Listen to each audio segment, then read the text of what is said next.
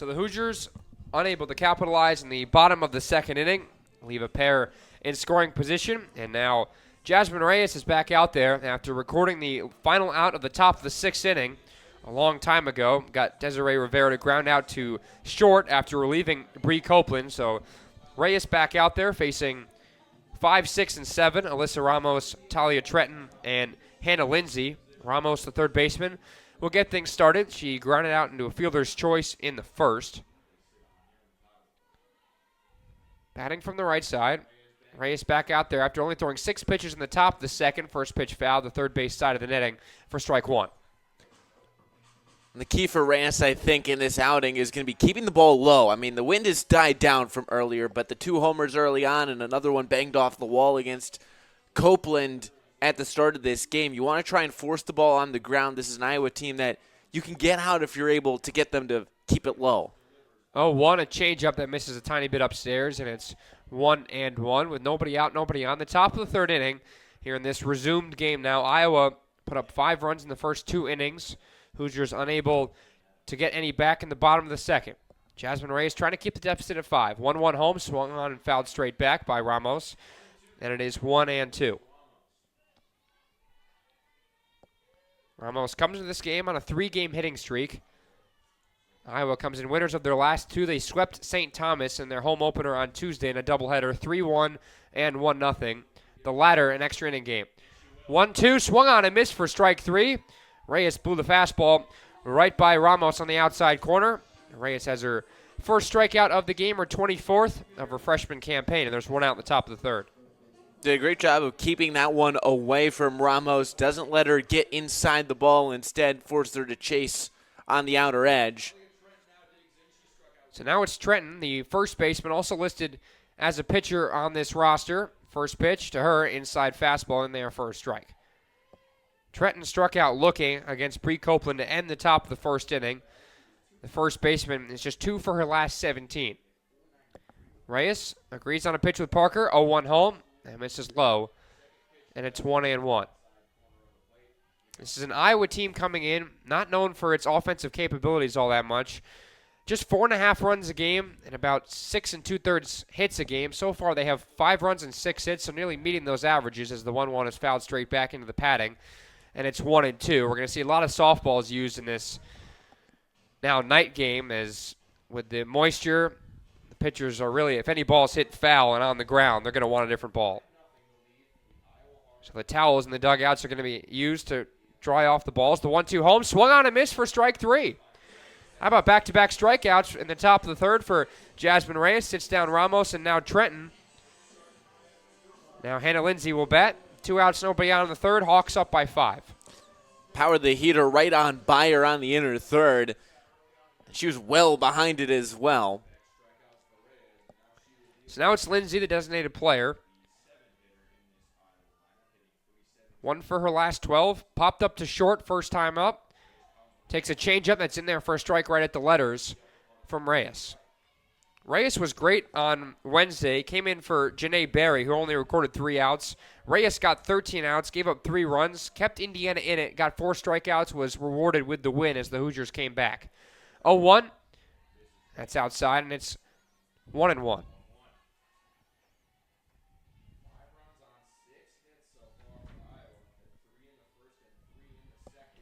Lindsay, a senior from Arizona, spent 2 years at New Mexico State. She hit .320 in 2023. Last year, hit just .115 in 26 at-bats. Hits the next pitch hard and inside a third. That's down into left field for an extra base hit.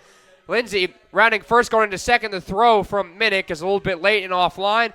It's a 2-out double for Hannah Lindsay, her 5th of the season. And the Hawkeyes have a runner in scoring position with 2 outs. Just squeezed it right between Cooper's glove and the third base bag. Didn't get a ton behind it, but just able to squeak it right on through and roll it all the way to the wall. And for one of the top hitters for this Iowa team after last season's struggles, she's found a new strength this year. And looks like they're going to review, which I was not aware we were going to have here in this later edition of the game. So it seems like Indiana's challenging if that ball was fair or foul down the third baseline. That's really the only thing you're going to challenge. And from what we were told, since there's no Big Ten broadcast, now the team does have cameras at home plate and I believe in center for their own scouting purposes. Now, I don't know if those are the cameras they use, but unless the umpires and the players and coaches don't know that there is no TV broadcast, then this will be a, I would say, short review and maybe even non-existent. But regardless, Indiana's trying to challenge. I think the ball looked fair to me. It was inside third. I think it was well inside the bag too. I don't even think it skipped over the bag so much as it skipped to the inner part of it. But at this point, even if there isn't a challenge system, which we're seeing the plate umpire Brayton Blum talk with Coach Sean DeStanton and maybe relaying that fact because the umpires have come back out and said it's a double. So I'm not sure if they saw that it was correct or just said we can't tell if it was We're confident changed. with our first call. That might be the word. But regardless, it's the second ball hit kind of just inside third out of the reach of Alex Cooper's backhand. And now Devin Simon, the right fielder, will bat. She singled and scored back in that second inning against Bree Copeland. And now head coach Carl Golan getting an explanation from the home plate umpire about something. He's currently in the third base coaching box. The acting head coach, as of 8 days ago, Brian Levin left the program after Renee Gillum stepped down in the offseason due to health issues. So Iowa battling some adversity, but so far up 5-0, looking to make it 6. Reyes' first pitch to Simon is on the way. Outside for ball one. Parker keeps it in front of her. And staying at second is Lindsay, who is certainly not known for her speed. No stolen base attempts. Iowa just 11 stolen bases this year. They've been caught just once. 1-0 home from the righty Reyes. Fouled back. 1-1. With 2 outs, runner on second in the top of the third inning. Resumed things about 10 or 15 minutes ago after a lengthy 6.5-ish hour rain delay. And what was started as a cloudy day, there's now pitch black outside. The lights are on. The fans, there's a few dozen of them, more Hawkeye fans, I'd say, than IU fans, considering you're traveling, making the trip from Iowa City. You're not going to not come back for the resumption of this game, especially with your team up 5, as Simon fouls the next pitch off first base side out of play. It's 1-2. Simon, the right fielder from Cascade, Iowa. Her dad played baseball at Northern Iowa. 1-2 home. That's a little bit low, and the count runs even at 2 balls, 2 strikes, 2 outs, and a runner on second here in the top of the third. Simon just 6 at-bats last year, was 1 for 6, did steal 5 bases. Holds plenty of single-season high school records. The 2-2, she takes it. It's a hair inside, and the count runs full. I like the thought there from Reyes, though, trying to run it inside. She was able to get that for the K of Trenton, trying to go back to it. I think here you got to try and work it away. But again, you can't afford to walk the 8-hole hitter. Looks at her wristband, now towards the dugout, and calling time and the plate is Simon. She played basketball and track, was a champ a few years ago in the shuttle hurdle. 33 games last year. She's starting her 25th. Fouls the full count pitch off of her left leg, and now hobbling around a little bit out of the box. She'll take her necessary time. Parker flips the ball over to Chanda Bell, who gives it off to someone else to wipe it off with the towel. And kind of limping around is Simon right near the on-deck circle, bending her knees, especially now that it is not as warm as it was when we first started it. The foul ball is not going to feel as good. Those are the worst ones, too. It's off the front leg and no protection down there. No shin guard to try and deflect it away. Reyes is full count pitch again.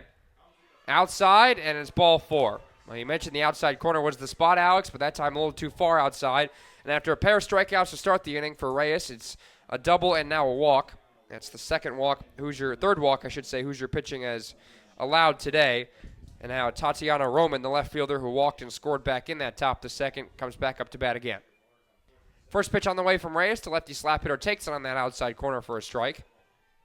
I think in this situation of the game too, Austin, you really have to start challenging these Hawkeye batters. Yes, they've scored 5 runs, but the offense hasn't been what's going to beat you as much.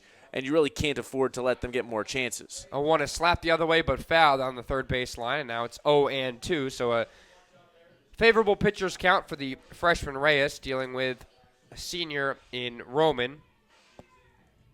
Just 32 at-bats last year. Had 196 in 2023. She had 296. Spent her freshman year at Alabama A&M, but had 32 runs last year in 62 games. Has started in every game so far. Down in the count 0-2. Reyes trying to end this inning. 0-2 home. Outside corner, just missed. Parker pointing to Reyes, saying that's the pitch that I wanted, and now the count 1-2. It was near identical to the first pitch that she threw to get the called strike. I like the location, trying to work away to the slapper. Still ahead in the count 1-2. Next one is fouled straight back. A bouncer over Parker's head and back into the screen. And Brandon Plum, the home plate umpire, will jog over and fetch the now dried off softballs. Desiree Dufek, the recently graduated manager, now kind of in charge of, I guess, with the towel, trying to wipe all the precipitation off those softballs. Reyes rocks and deals the 1-2 home with 2 outs. A high pitch that Roman, kind of the no, yes sort of swing, a quarter swing, just gets a piece and hits it into the netting on the third base side. And still 1-2.